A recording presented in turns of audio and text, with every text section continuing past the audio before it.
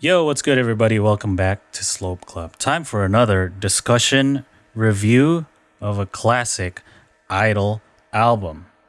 I'm Boy, and I'm joined by Tron. What's up, my guy? What's up? Josh. Howdy, y'all. And we got Jimmy. Asa, dude. Asa, dude. How y'all been? Thank you guys for having me. I'm so honored to be here. Okay. It's a very high esteemed. He's not a guest or anything. No, I'm one of the Slope Club guys. But I'm joining you guys. You guys did a fantastic job with the last video. I enjoyed it. I loved it. Loved it. All right. Well, Jimmy's here. So this time we're going to do a classic genre-defining album, the debut album of Babymetal.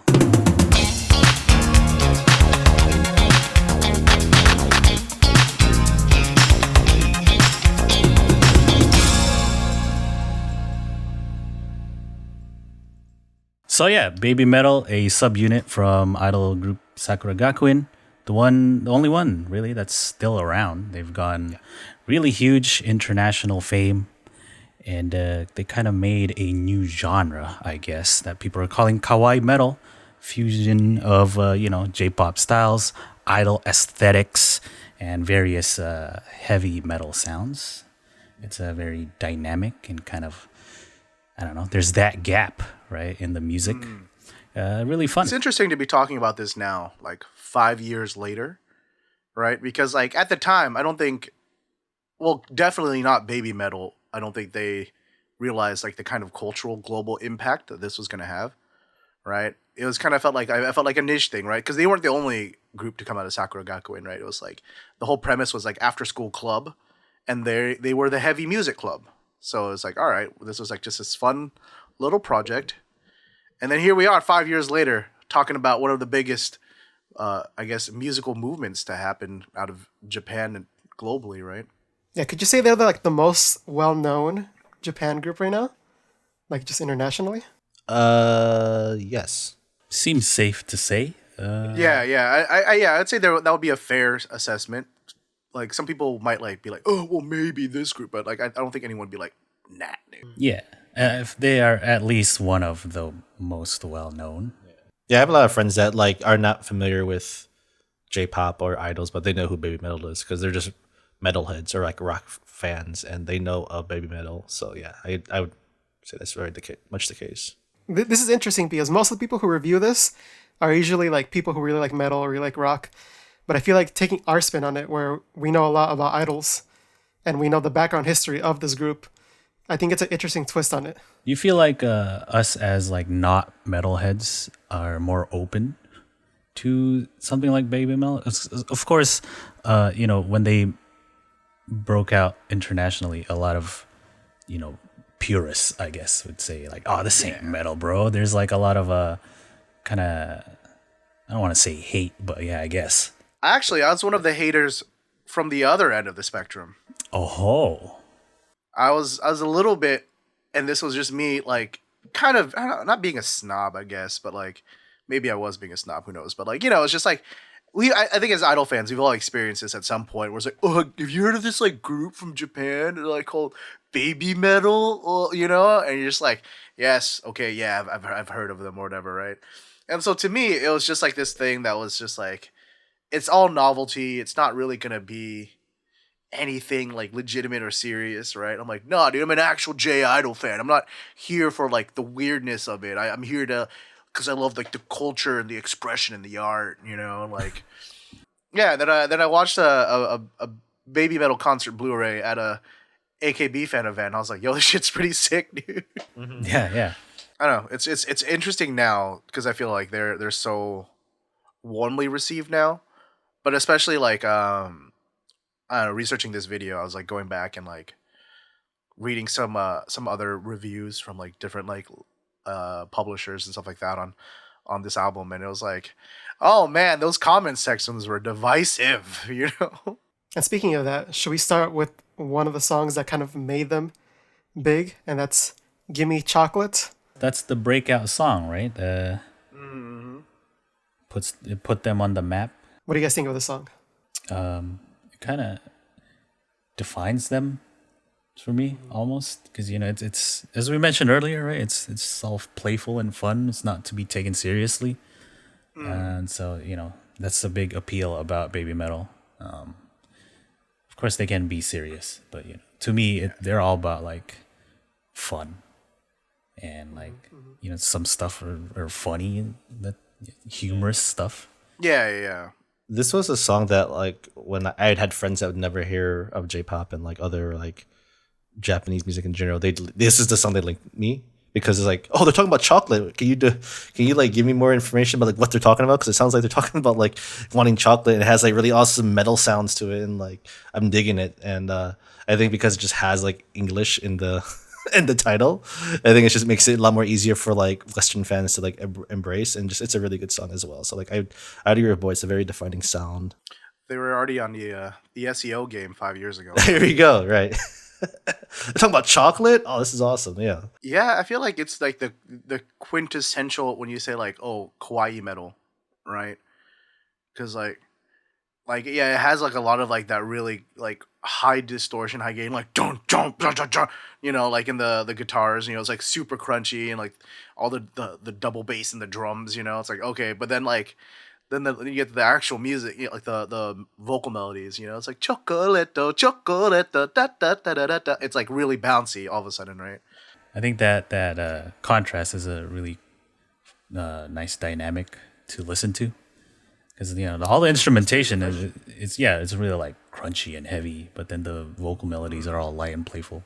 So it was refreshing to hear for sure. Like when you go from like that bouncy, from like the crunchy to bouncy, I think it was refreshing for a lot of fans who never heard J-pop or just Japanese influenced music incorporating the metal. So I think that was just like, wow, this is like interesting. This is very like refreshing, and I can get down with this one. Yeah.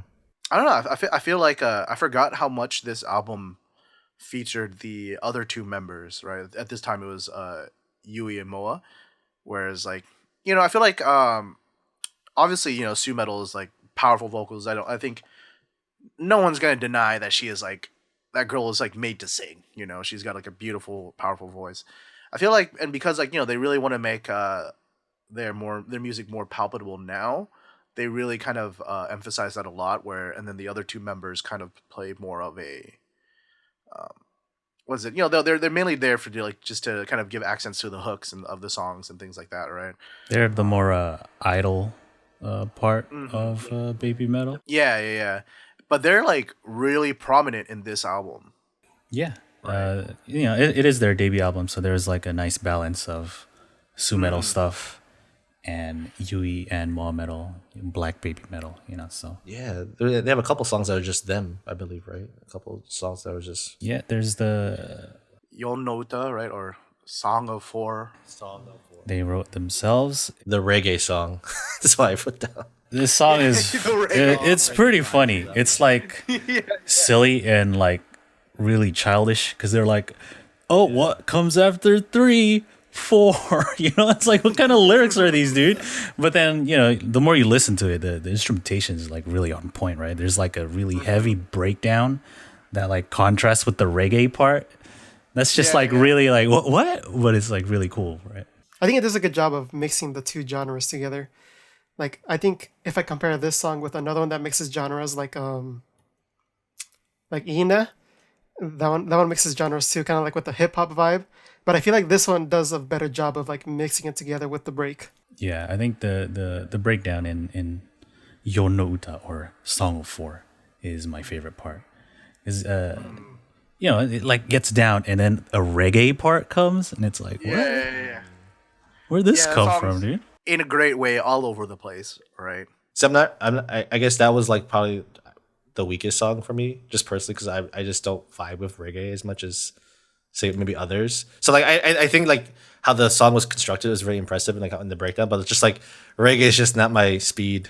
Also like it wasn't really a song that was really I feel like the middle of the album is when they really got really instrumental, like not instrument, sorry, experimental with like some of the genres and just like the compositions of a lot of the songs in the middle of the album. So like Song of Four is one of them. The one after that, right? Like on the track list, Uki Uki Midnight. I thought it was the weakest part, it was kind of forgettable for me. There is like the Same. interesting like dubsteppy, right? But then like That's the thing. everything else, like it's not very memorable to me. I can't recall any like really catchy hooks or anything like that compared to the other tracks. Because I think dubstep was really big in 2015, right? Isn't Skrillex really big? And I feel like there's like let's throw some dubstep in this song. Yeah, like taking a lot of different sounds, like Josh mentioned earlier, ine, or as people like to misread, line. Line. Oh yeah, line. I almost said that because in Spotify it says line. And I'm like, wait, I don't think it's line. It's ine, right? So I think ine is great because it has a lot of EDM, a lot of synth lines. I love Like that. what do you call it? It's almost electropop, right?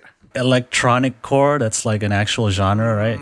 no, it's like the beginning is like para, like like the para dance, like back in the day. So like DDR, DDR, like Eurobeat stuff. there was like at least like 5 genres. I feel like or 6 genres in that song. Yeah, and then ine goes into like a hip hop section, right? And so Yeah.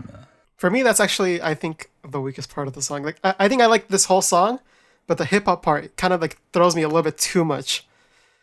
But for me personally, I feel like if they just took that part out, I'd really like the song a lot. this is I feel like this is one of their, it is one of their newest or not earliest releases, right? And so a lot of their early releases had a lot of like weird stuff like this, where they would throw in like a completely different section in the middle of the song. I thought that was so cool. Yeah, I like it though because it's like a very entertaining listen, right? Yeah.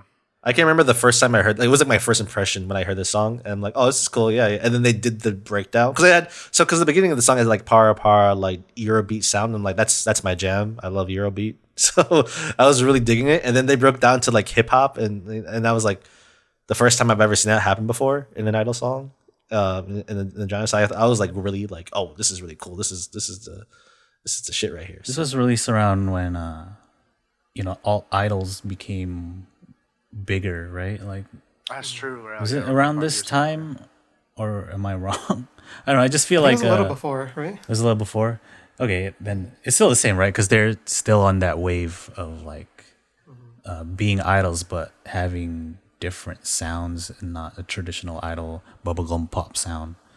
So they were able to like, it was easier for them to like kind of reach out and like experiment with different sounds and stuff. See, for me, I actually think some of my favorite songs were like the more kind of like classical rock songs. Like was it Akatsuki? Ooh, I think that's my favorite song on here. Akatsuki and then, is the Sumetal solo song. Yeah. Can we talk about that real quick? That's like one of my favorites. Yeah, same. It's a really good song. Like we've all seen Babymetal live, right? And Various times. yeah, chills, man. It's so good. Oh yeah. It reminds me a lot of what X Japan would make.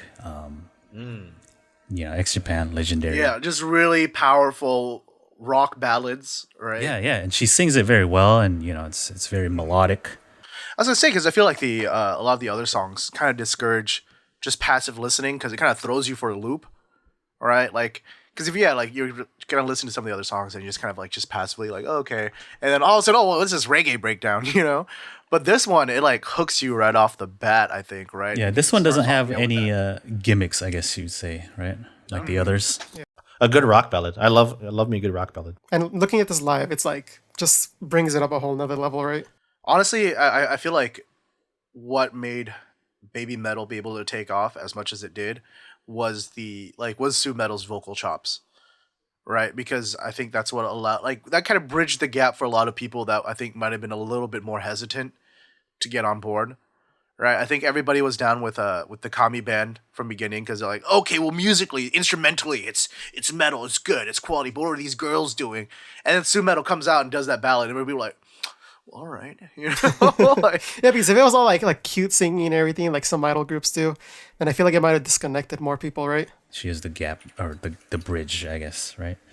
To the people who are like, I don't know about these like childish sounding stuff, but then you get to songs like Akatsuki, right? Or like, Akumu no Rondo, and that's like, yo, that's some serious sounding metal shit right there, bruh. And then there's that little I guess part of it that makes them more legit sounding. Yeah, I think that's why those two and like Ijime Dame Zetai is like, I think they're like my favorite ones. Oh yeah, that power metal, dude. Yeah, dude. Yeah, Ijime Dame Zetai is like another one that I like would be starred in my list of baby metal songs. It's great live, it's melodic and symphonic. We got the dueling guitar wankery going on, right? So good. And it's about like it's against bullying, dude. No bully. Yeah, dude. Yeah, please no bully. Yeah, I feel like Ijime Dame Zetai was the first one that the big rally, like especially in a concert, right? That's when everyone does like the wall of death or huge mosh pits, right? Yeah. But then that's just the intro, and towards the middle, that's when everyone like gets together and like, yeah, man, no bully, guys. I will say we're talking about the original release version of Babymetal 2015, so there will be no Road of Resistance in this discussion. That is on their second album. Like, And I talk about one of my other favorite songs, which is Megitsune. Oh my gosh. that's one of their best songs. Hands down, dude. Hands down. To me, that is like the spirit of what baby metal is all about. It has all the fusion of all the sounds. Of course, it has like the wagaki, traditional Japanese sounding stuff, and then there's the metal and some catchy phrases, right? Sore, sore, sore. Like everyone gets into it, right? When you're listening to it, and like the hooks are really melodic, like the chorus parts. Sumetal sings very well, and there's that killer breakdown towards the middle or in the end, I guess, but. When it gets slow, like half tempo and everything just like, ugh. Everyone just headbanging in there. Let me talk about Baby Metal. All right, Baby Metal Death is the opener. And I think just listening to Baby Metal Death by itself, you wouldn't think the rest of the album would sound like it does. That's true. Sure. Yeah. Baby Metal Death is pretty heavy, like it's... it's all ominous and stuff at the beginning. Yeah, it's got that long synth intro, right? Right, and it's like, oh shit, what's going on, right? And then like all the drums and the guitars start chugging in. Full on and then, chunt. Yeah. Baby Metal Death. Baby Metal Death. The first time I saw them, that was really intense because I almost like suffocated because I was in the front with a bunch of other Idol fans. Yeah, and Baby Metal Death starts and it quickly turns into a metal show, and everyone's just like pushing, and we're like, sardines, crushed up against like the railings and stuff. I had to like look directly straight up to breathe and stuff, and and apparently like the show breathe, right? Like I'm not sure I'd say it's a strong song on its own, but as like an opening act, like it I think it's very successful for that, right? Like to kind of get your palate ready for what's about. I just like the part where everyone screams all the letters because it just spells baby metal, All right, what do you guys think about Doki Doki Morning? Doki Doki Morning is the first ever baby metal song I heard. I think it was their first single actually, and so this was kind of in the wake of all the alt idol stuff. Everyone's sounding different, right? Yeah. Everyone was being different, right? Moment or Clover, we're Power Rangers and shit, like, Paspo is all a bunch of like flight attendants, and here comes Baby Metal, and it's like, yo, what? It's the intro is all cute and stuff, right? It's just this sounds like an Idol song, and then like all the metal shit comes in, and you're like, oh, whoa, what is this? So to me, the Doki Doki Morning is like the first kind of kawaii metal experience. So prior to this.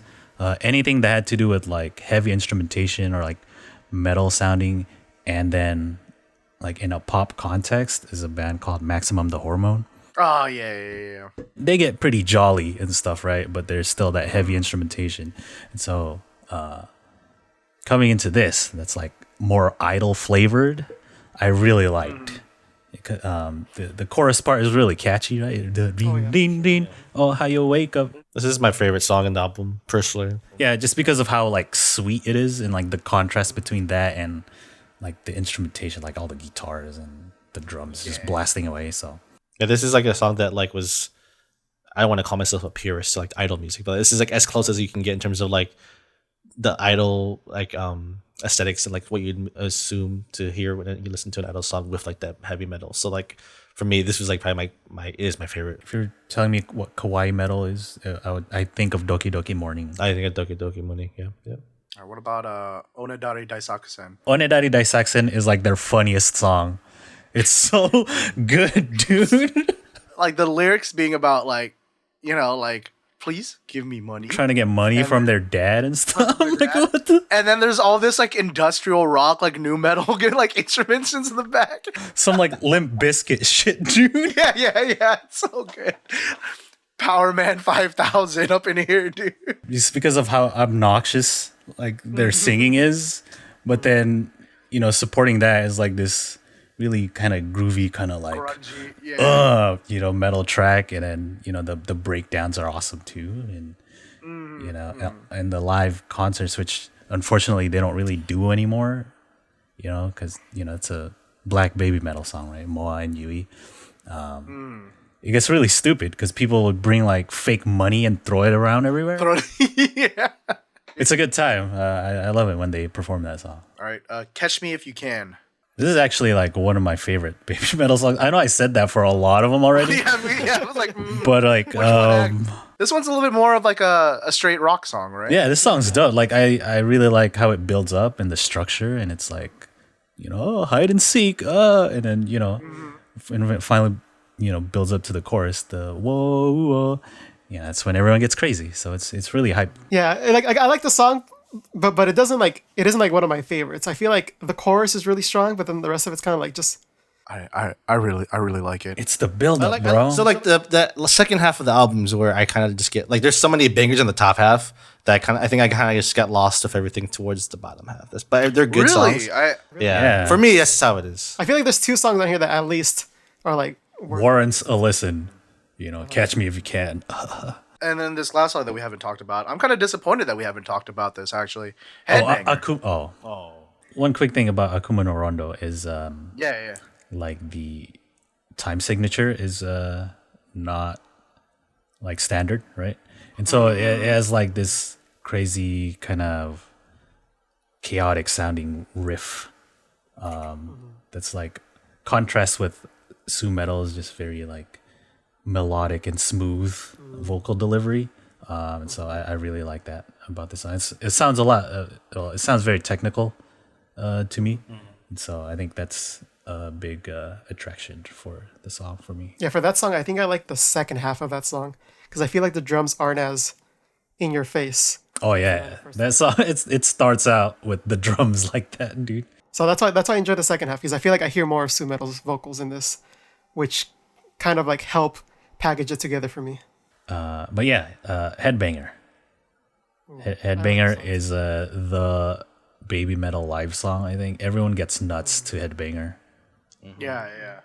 So I was like, oh man, we might take some heat for this one to not mention it earlier and waiting till the very end of the video to do it. But It's at the end of the album. It's fine. I feel like this one is a good blend of like the idol vibes with metal. Like I feel like this is kind of like what a lot of like maybe back then or currently a lot of other metal focused idol groups do. Like this type of sound where like it's like the chorus is very catchy but yeah, you still got those metal elements throughout it. Like I feel like this song kind of stands out a little bit in that term. like when I hear it, I just automatically think back to like my hair just being just super sweaty and gross and just whipping it back and forth, like going nuts to that song. It's I don't know, I really love that, like obviously it's the name, but it's a song built to headbang too, right? Like Right. even like the rhythm of it gets like a little bit kind of like punchy, right? Hit the bang, hit the bang, hit the bang, ba ba ba da. It's just like it was just built into the song, which I just really love. It's very clever of them. All right, now looking at all of these songs and looking at the album as a whole package, what would you guys rate it? Yeah. So my I guess final thoughts. This album is incredibly fun. It's like a lot of bright, fun bubblegum idol sounds mixed with like some cool EDM stuff, and then like various metal subgenres. Right, we got like new metal and like power metal and some more gent sounding stuff. Right, and so to me it sounds very dynamic, and I really like the gap between like cute, being really cute, and like death, and like all these crunchy riffs and like blasting drums with like really fun and bubbly melodic stuff. Yeah, it's really fun. I guess some people would say it's kind of gimmicky, right? Because they rely on these like weird parts where, oh shoot, it's hip hop now, or oh it's reggae now. But like the playing, I think, and the music and instrumentation is very well done, right? The Kami band, of course, everyone knows about the Kami band. They're just like incredible musicians, right? And so yeah, it's all fun, bruh. There's no like rules, right? There's like the like, oh, metal should sound this way, or like J-pop idols should only do pop music or whatever. It's like, nah, man, you do whatever you want, dude. Just have fun. Yeah, dude. That's what it's all Some about, would say dude. that's the spirit of metal itself, right? Really fun album. 9 out of 10.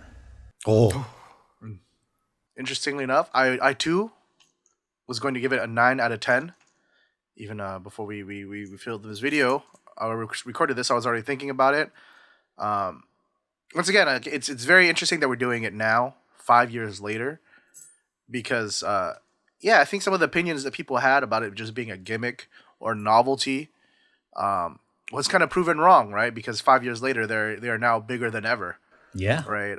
And if they didn't have like the like what Boy was saying, the musicianship to support that gimmick, right?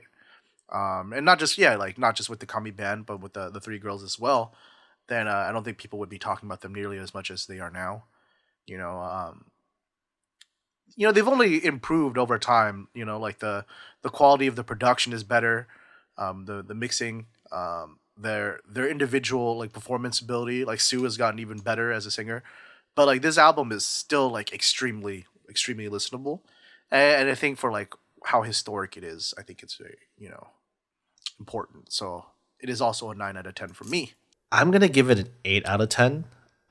Really enjoy, like I said, like when it comes to idol music, I'm kind of a purist when it comes to like I enjoy my very happy bubblegum pop. Like if you listen to the AKB album review, the songs I enjoyed are usually more of like typical idol songs that you like. But what I really enjoyed about Babymetal is that anything like Jimmy and Boy have kind of touched upon is the balance of the cutesy idol sound that you're used to, but also be able to incorporate and kind of ride that fine line of like it's a good blend of not going too hard one way or the other. I think it's a good blend of how they kind of composed a lot of these songs to cater to a lot of fans. I mean, like I mentioned, like this group and this album was a great like gateway and bridge for a lot of Western fans to get into not only Babymetal, but just like other J-pop groups and other J-pop culture and all that kind of stuff. So I really can appreciate that. And overall, the album itself is some really great bangers. But yeah, 8 out of 10. This album really sets itself apart, especially from other maybe idol groups that are this big. And I think it really sets like the standard for other maybe underground or alt idol, whatever you want to call them, groups, where they try to go for the similar sound or maybe go like an extreme on one genre or one other subgenre. And I think this really sets like the standard that they should reach for.